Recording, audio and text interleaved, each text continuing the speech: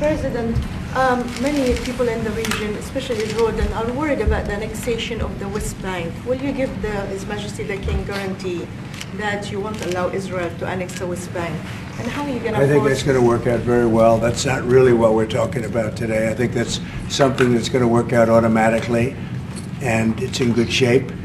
And we discuss it. Other people have discussed it with us and with me. That's going to work out. West Bank is going to work out very well. Mr. President, why should the king take in the Palestinian people? He's made clear he doesn't want to. Well, I don't know, but he may have just something to say because we discussed just briefly. I think maybe you want to say it now, or? Well, Mr. President, I think we have to keep in mind that there is a plan from Egypt and the Arab countries. We're being invited by Mohammed bin Salman to discussions in Riyadh. I think the point is how do we make this work in a way that is good for everybody? Right. And obviously, we have to look at the best interests of the United States, of the people in the region, especially to my people of Jordan. And we're going to have some interesting discussions today. I think one of the things that we can do right away is take 2,000 children that are either cancer children or in a very ill state to Jordan as quickly as possible, and then wait for, I think, the Egyptians to present their plan on how we can work with the president to work on the Gaza challenges. So I want to tell you, excuse me, wait, just please.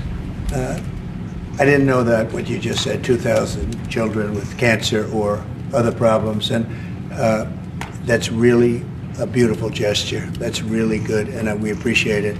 And we'll be working on the rest with Egypt. I think you're going to see some great progress. I think with Jordan, you're going to see some great progress. Three of us, and we'll have some others helping, and we're going to have some others at a very high level helping, and the whole thing will come. It's not a complex thing to do. And with the United States being in control of that piece of land, a fairly large piece of land, you can have stability in the Middle East for the first time.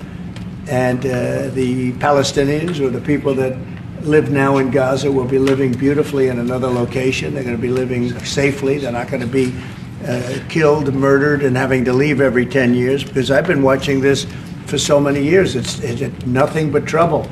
Everyone's being killed. They're being robbed. It's like living in hell.